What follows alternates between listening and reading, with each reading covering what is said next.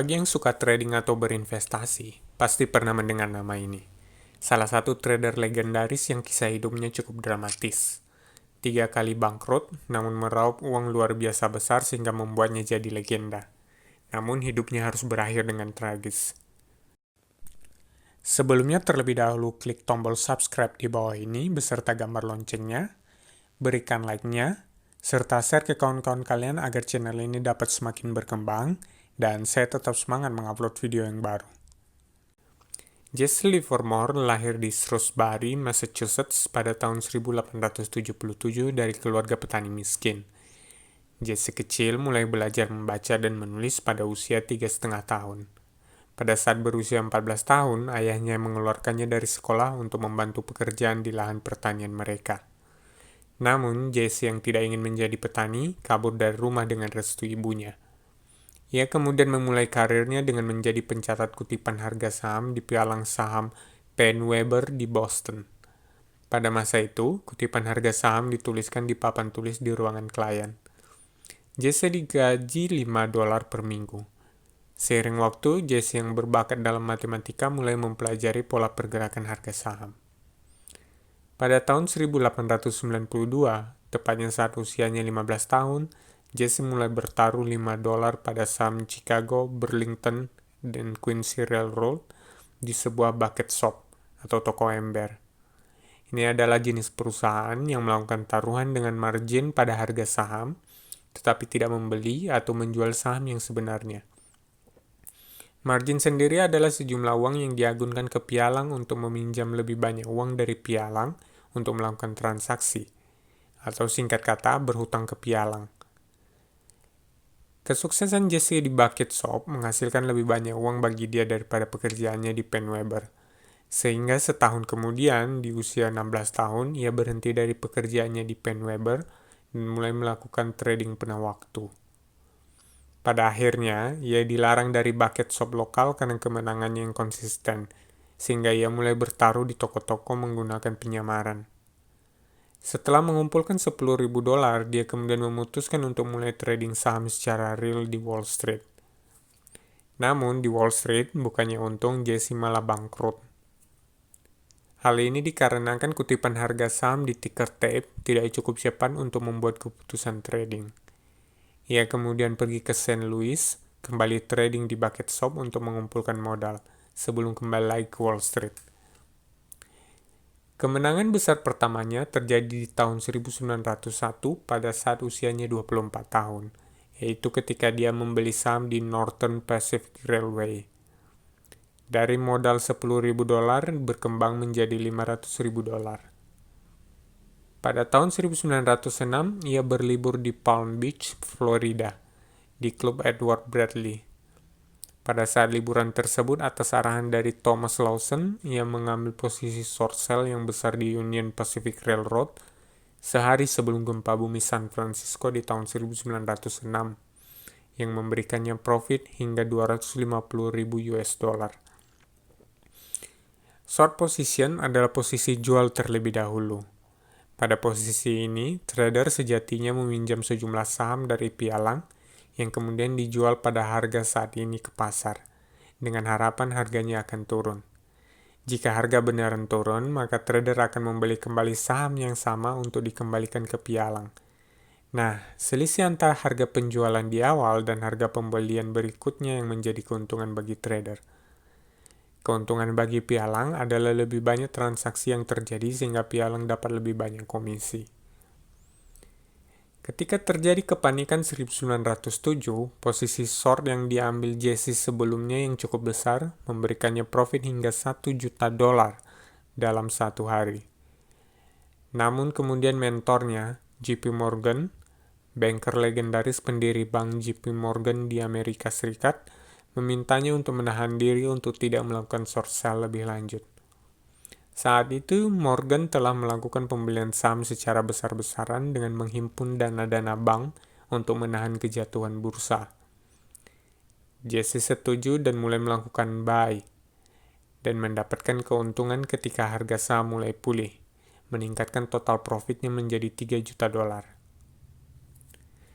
Jesse kemudian membeli kapal persiar seharga $200.000, railcar, dan sebuah apartemen di Upper West Side Manhattan, New York. Dia kemudian bergabung di klub-klub eksklusif dan memiliki simpanan. Akan tetapi, pada tahun 1908, Jesse melakukan kesalahan dengan mendengarkan Teddy Price yang menyarankannya untuk melakukan buy di komoditi kapas. Sementara Price sendiri diam-diam melakukan sell. Akibatnya Jesse bangkrut, tetapi mampu memulihkan semua kerugiannya.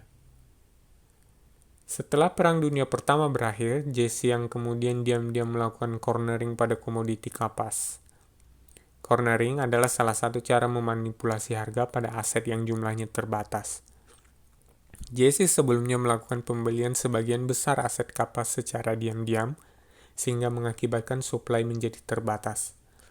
Karena supply yang terbatas, harga otomatis meningkat, sehingga ia dapat menjual di harga yang lebih tinggi. Di Indonesia, praktik ini lebih sering disebut goreng-menggoreng. Karena tindakannya yang mengakibatkan kekacauan di market kapas, Jesse kemudian dipanggil ke Gedung Putih oleh Sekretaris Pertanian Amerika Serikat. Setelah serangkaian negosiasi, Jesse setuju untuk melakukan penjualan kembali pada harga impas, sehingga menormalkan kembali harga. Ketika Presiden Amerika pada saat itu, Woodrow Wilson menanyakan alasan perbuatannya, Jesse dengan entengnya menjawab, "Untuk melihat apakah saya bisa, Mr. President."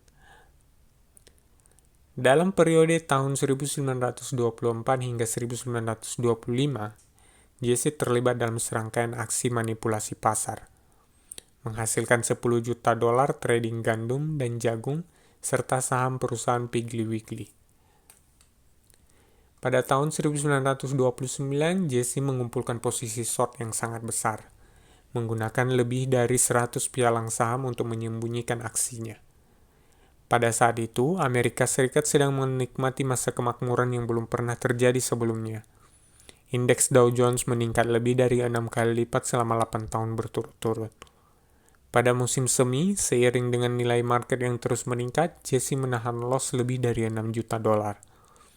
Namun, ketika market crash di bulan Oktober yang kemudian dikenal sebagai The Great Depression, Jesse memperoleh keuntungan sekitar $100 juta, sehingga menjadikannya seorang legenda Wall Street. Setelah itu, serangkaian artikel surat kabar memberitakan dirinya sebagai The Great Bear of Wall Street. Ia disalahkan sebagai penyebab kehancuran ekonomi terbesar di Amerika Serikat di abad ke-20 oleh publik dan menerima serangkaian ancaman kematian. Di tahun-tahun berikutnya, Jesse dihujani berbagai masalah, mulai dari perceraiannya yang kedua pada tahun 1932, penembakan putranya oleh istrinya pada tahun 1935, dan gugatan dari salah satu simpanannya yang berasal dari Rusia, sehingga mengakibatkan turunnya kesehatan mentalnya. Sementara itu, pembentukan US Securities and Exchange Commission pada tahun 1934 yang memberlakukan aturan baru yang berdampak pada teknik tradingnya. Meskipun tidak diketahui persis bagaimana pastinya, Jesse Livermore kehilangan kekayaannya dan mengajukan kebangkrutan untuk ketiga kalinya pada tahun 1934. Mendaftarkan aset sebesar $84.000 dan hutang sebesar $2,5 juta. Ia kemudian diskors sebagai anggota Dewan Perdagangan Chicago pada 7 Maret 1934. Pada tahun 1939, ia membuka bisnis penasihat keuangan menjual sistem analisis teknis. Kemudian pada tanggal 28 November 1940, tepat setelah jam 5.30 sore, Livermore ditemukan bunuh diri dengan menembak dirinya sendiri dengan pistol Colt otomatis di ruang ganti di Hotel The Sherry Netherlands di Manhattan. Putranya, Jesse Livermore Jr. juga melakukan bunuh diri pada tahun 1975. Demikian juga cucunya. Jesse Livermore sendiri menjadi pelopor dari analisa teknikal yang menggunakan konsep support resistance sebagaimana ia jelaskan di bukunya How to Trade in Stocks yang diterbitkan pada tahun 1940.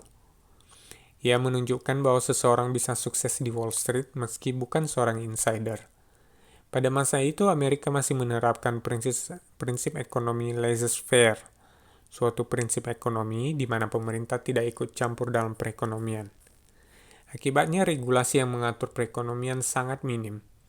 Pada masa itu, perusahaan tidak memiliki kewajiban untuk mempublikasikan laporan keuangan secara jujur dan terbuka. Laporan finansial tidak disampaikan secara teratur, alias suka-suka manajemen, sehingga aktivitas investasi oleh orang awam sebagian besar berupa spekulasi. Kejatuhan market pada tahun 1929 yang justru menjadi kebenangan terbesar Livermore yang kemudian membuat perubahan. Sejak saat itu juga, kata spekulasi menjadi konotasi negatif, dan pemerintah meregulasi ekonomi secara lebih ketat. Terima kasih telah menonton video ini, dan sampai jumpa di video berikutnya.